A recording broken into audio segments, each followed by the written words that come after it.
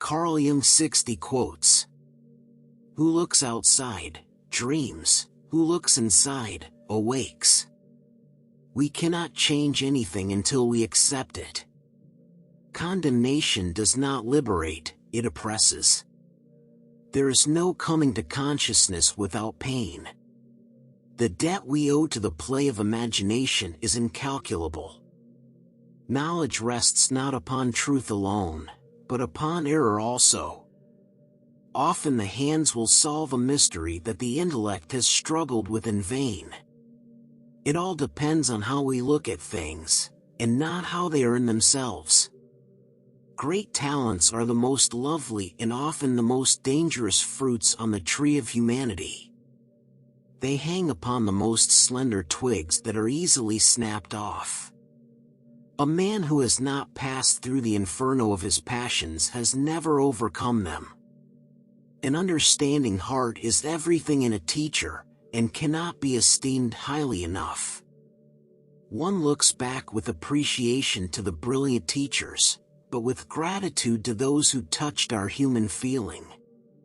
The curriculum is so much necessary raw material, but warmth is the vital element for the growing plant and for the soul of the child. Where love rules, there is no will to power, and where power predominates, love is lacking. The one is the shadow of the other.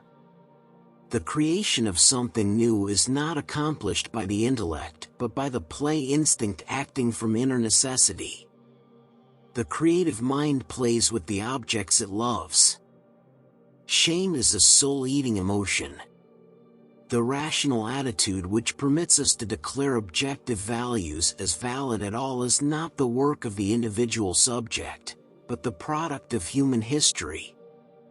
Nothing has a stronger influence psychologically on their environment and especially on their children than the unlived life of the parent.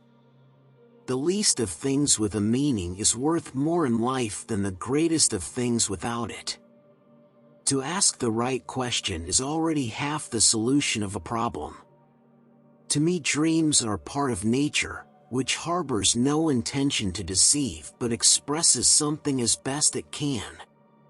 The capacity for directed thinking I call intellect. The capacity for passive or undirected thinking I call intellectual intuition. Sometimes, indeed, there is such a discrepancy between the genius and his human qualities that one has to ask oneself whether a little less talent might not have been better. I have always been impressed by the fact that there are a surprising number of individuals who never use their minds if they can avoid it, and an equal number who do use their minds, but in an amazingly stupid way. Everything that irritates us about others can lead us to a better understanding of ourselves. Creative powers can just as easily turn out to be destructive.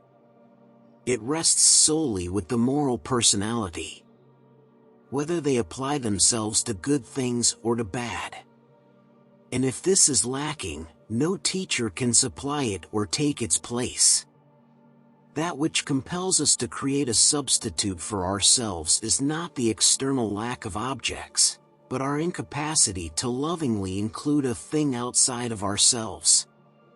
A dream that is not understood remains a mere occurrence. Understood, it becomes a living experience.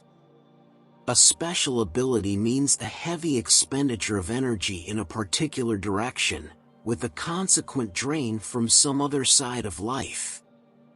We should not pretend to understand the world only by the intellect. We apprehend it just as much by feeling. Therefore, the judgment of the intellect is, at best, only the half of truth, and must, if it be honest, also come to an understanding of its inadequacy. If a man knows more than others, he becomes lonely. I regret many follies which sprang from my obstinacy, but without that trait I would not have reached my goal.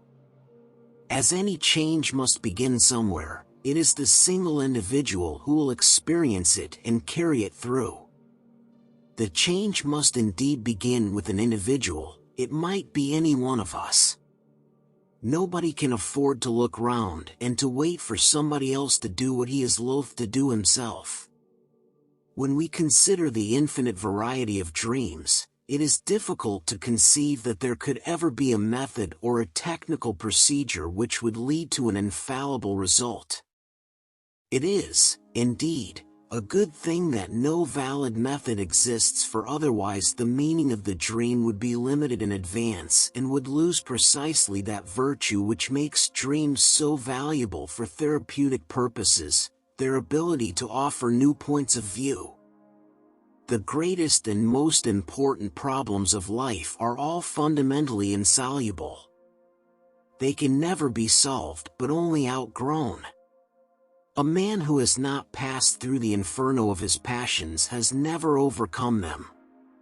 Your vision will become clear only when you can look into your own heart. Who looks outside, dreams. Who looks inside, awakes. I am not what happened to me. I am what I choose to become.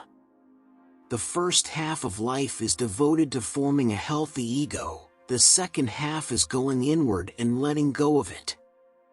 It is often tragic to see how blatantly a man bungles his own life and the lives of others, yet remains totally incapable of seeing how much the whole tragedy originates in himself, and how he continually feeds it and keeps it going. I shall not commit the fashionable stupidity of regarding everything I cannot explain as a fraud. Resistance to the organized mass can be effected only by the man who is as well organized in his individuality as the mass itself.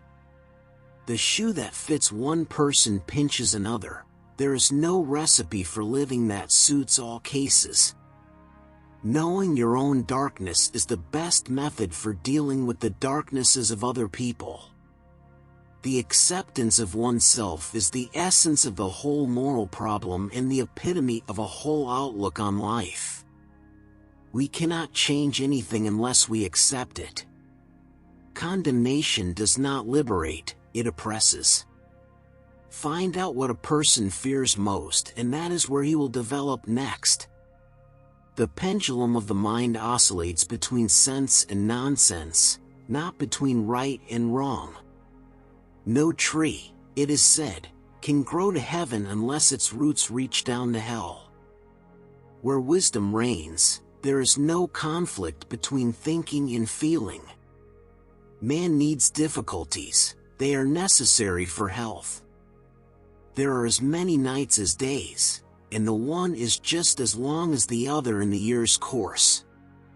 Even a happy life cannot be without a measure of darkness, and the word happy would lose its meaning if it were not balanced by sadness.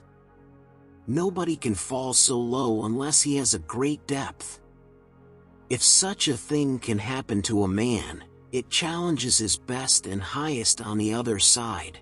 That is to say, this depth corresponds to a potential height, and the blackest darkness to a hidden light.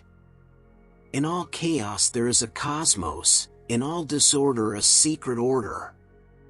Nobody, as long as he moves about among the chaotic currents of life, is without trouble. Mistakes are, after all, the foundations of truth, and if a man does not know what a thing is, it is at least an increase in knowledge if he knows what it is not. As far as we can discern, the sole purpose of human existence is to kindle a light in the darkness of mere being. Faith, hope, love, and insight are the highest achievements of human effort. They are found given by experience.